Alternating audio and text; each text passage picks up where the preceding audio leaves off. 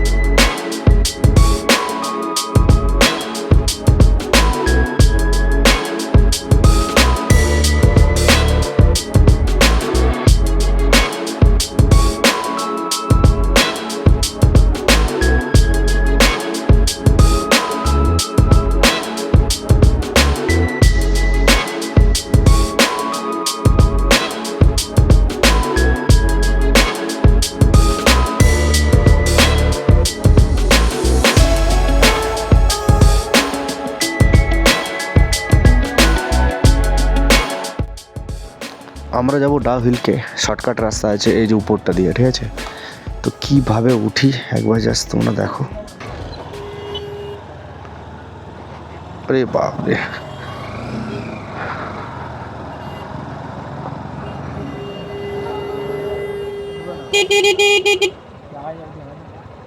चलिए चलिए चलो, नहीं जाएगा तो जाएगा।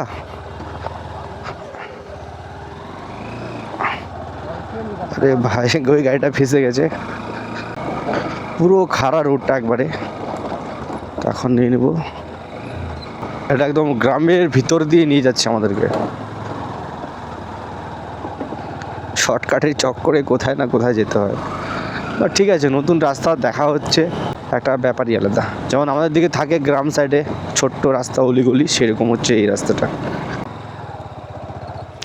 ডাউ হিল কোন সা জায়গা? ডাউ হিল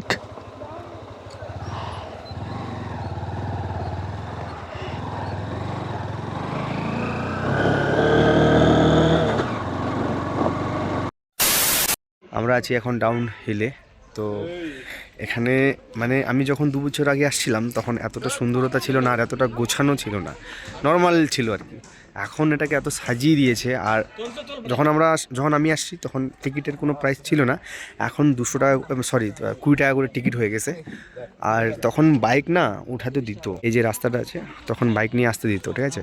এখানে এসে তোমরা ফটো তুলতে পারতে, এরকম কিছু। বাট এখন সেইটা নেই। আর সুন্দর, মানে এই যে দেখতে পাচ্ছ সেই লেভেলের ভিউ, ঠিক আছে? এরকম ছোট ছোট করা আছে যেখানে তোমরা ফটো তুলতে পারবে। চলো উপরে উঠে, এই যে দেখছো, মানে এত সুন্দর। আর কপালটা আমার এত খারাপ যে কি, আমার মেমোরি কার্ডটা ফুল হয়ে গেছে, তাই আমি আমার যে অ্যাকশন ক্যামেরাটা রয়েছে সেটা দিয়ে ফটো মানে তুলতে পারছি না, ফোন দিয়ে তুলতেছি। আর অনেক কিছু এখানে গাইডলাইন রয়েছে, প্লাস্টিক ব্যান্ড আছে বা অনেক কিছু। হ্যাঁ, এখন উপরে উঠতেছি, অনেকটা উপর, মানে শ্বাসকষ্টটা একটু ইয়ে হচ্ছে আর কি, উপরে নিচ হচ্ছে। দেখো এখানে এইভাবে করে রাখছে, হ্যাঁ, এখানে সুন্দর করে বসে এখান থেকে জাস্ট এরকম করে ভিউটা নিতে পারবে। কি সুন্দর ভিউ, এই দেখতে পাচ্ছ। আর এটাই টপ, মানে উপরে আরও আছে, সেটা পরিষ্কার করা হয়নি আপাতত। এখান থেকে ভিউটা দেখো তোমরা, মানে সামনাসামনি না দেখলে সেই ভিউটার মজা নেওয়া যায় না, ক্যামেরার মধ্যে সেই ফিলিংসটা আর থোড়ি পাওয়া যায়।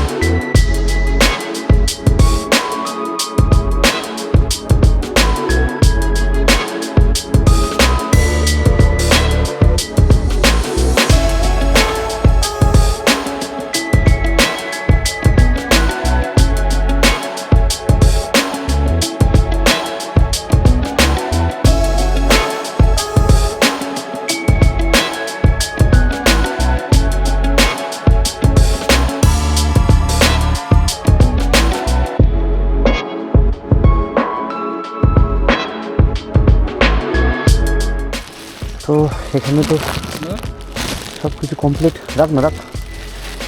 তো এখান থেকে এখন বেরোনোর পালা।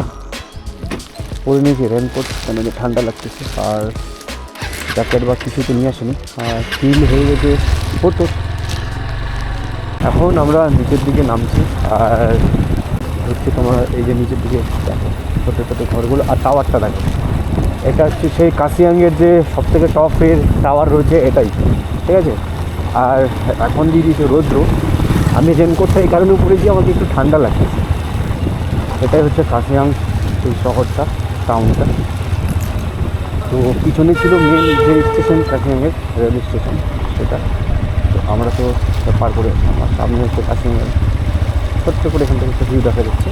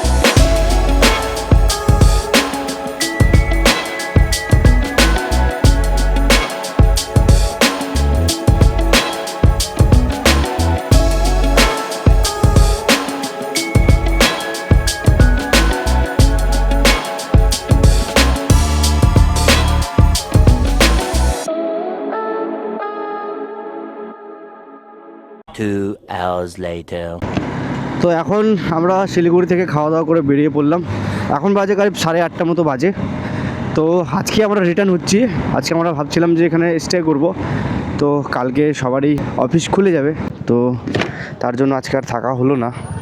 তাই আজকে খাওয়া দাওয়া করে হোটেল থেকে বেরিয়ে পড়লাম। খাওয়ার ব্লগটা করতে পারিনি, কেন যে ভুলে গেছিলাম, এত ক্লান্ত হয়ে গেছিলাম, তার কারণে ভুলে গেছি। চলো এখন বাড়ি যাওয়া যাক। তো ভাই রাতে রাইড করতে মজাই আলাদা, মানে ট্রাফিক থাকে না, বাট একটা প্রবলেম হয় কি, রাস্তাঘাটে যদি বাই চান্স কিছু হয়ে যায় না, তখন মানুষ খুঁজে পাওয়া যাবে না, এটাই হচ্ছে সমস্যা। আর কিছু বলতে চাই না, রাস্তাঘাটে এগুলো বলা ঠিক না, বাট ঠিক আছে, কোনো ব্যাপার না। রাত্রেবেলা রাইড করো, বাট প্রচুর সেফটিভাবে। আমাদের স্পিড যখন 79, 80, মানে 80, 75, 80 এরকমই চলতেছে, 82, 83, হাইস্ট 85, তার উপরে উঠবেই না গাড়ি আমার, ঠিক আছে। তো এই হচ্ছে আর কি, এটা হচ্ছে ইসলামপুর বাইপাস, ঠিক আছে। রাত্রের ভিউটা জাস্ট দেখো, ইসলামপুর বাইপাসের রাত্রের ভিউটা দেখো, অসাধারণ।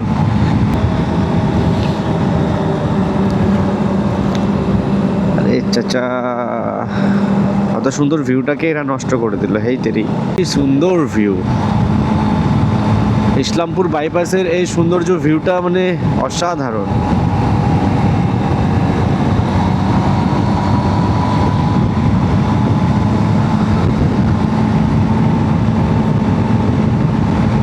Next level. ইসলামপুর বাইপাস এটা কি দেখতে পাচ্ছি, লাইটিং তো ভাই, লাইটিং লাগিয়ে দিয়েছে। দেখো দেখো দেখো দেখো, চিকচাক করতেছে ভাই, লাইটিং লাগিয়ে দিয়েছে। মিনিমাম 100-150 কিলোমিটার বা 140 কিলোমিটার মতো রাইড করে নিয়েছি অলরেডি। একটা ব্রেক তো দেওয়াই যায়, একটা চা খাবো, শরীরটাকে রেস্ট দেবো, আর কিচ্ছু না। Dalkhola town 1 kilometre, Raiganj 47 kilometre, আর ফারাক্কা 135 কিলোমিটার ছিল শায়দ। কাকা এখনো যদি লেগে যেত কি হতো? হ্যাঁ ও কাকা এখনো যদি লেগে যেত, রাত এতটা খাইলে হবে কাকা? সাইড দিয়ে যাও তোমার বাড়িতে। হ্যাঁ সাইড দিলা তো, বাড়িতে তোমার লোক ইন্তজার করে আছে কাকা, কি হবে তখন? হ্যাঁ বেশি খেয়েছো, দুঃখ কষ্টে খেয়েছো বুঝতে পারছি, বাড়িতে লোক ইন্তজার করে আছে তো। ঠিক আছে তো সাইডে যাও, ভালো করে যাবা। হ্যাঁ মানে হুট করে লিন থেকে মাঝখানে চলে আসছে, আর আমি আছি মিনিমাম 70 থেকে 75 স্পিডে। তখন এদিক থেকে আবার এদিকে যেয়ে আবার এদিকে চলে আসলো। কতটা কন্ট্রোল করবো আমি 70 স্পিডে থেকে, মানে ধারণার বাইরে। আমি ভাবছিলাম হয়তো ক্রস করবে, পুরো কাকা মদ খেয়ে গেছে। আর কিছু বলার নেই কাকাকে, মদ খেয়ে থাকলেও যতই জ্ঞান দেবো ততই খারাপভাবে উল্টা গালাগাল করবে আমাকে। তার থেকে ভালো কাকাকে বুঝিয়ে বাড়ি পাঠায় দাও, সেটাই বেটার। এইভাবে মদ খেয়ে ভাই কেউ মানে হাইওয়েতে উঠো না, তোমার বাড়ির লোক তোমার জন্য অপেক্ষা করে। তো এখন আমরা NH12 ছেড়ে, যেটা আমার বাড়ির উদ্দেশ্যে, সেই রোড ধরে নেব, সেটা কিনা রায়গঞ্জ টাউন। এটা চলে যাবে NH12 কলকাতা, মানে যেখানে তুমি চলে যেতে যাবো এটা দিয়ে চলে যাবে, মালদা হোক বা এই হোক। তো আমরা নিয়ে নিলাম এখন আমাদের যে বাড়ির রাস্তা, এটা রায়গঞ্জ বাইপাসটা, এটা রায়গঞ্জের মেন যে টাউনে সে রোড। তো আমাদের প্রিয় শহর রায়গঞ্জ ওই পাশে রইলো, আর আমরা একটু ব্যাক সাইড দিয়ে চলে আসলাম। তো এই ছিল যত সব এপিসোড তোমরা দেখেছো, কেমন লেগেছে সেটা একটু কমেন্টে জানাবা। আর যারা নতুন আছো তারা একটু প্লিজ চ্যানেলটাকে সাবস্ক্রাইব করে দিও, একটু সাপোর্ট তো দরকার তোমাদের, বহুত মেহনত করতেছি তোমরা দেখতেই পাচ্ছ। তো দেখা হচ্ছে নেক্সট ভিডিওতে, bye bye, tata, take care.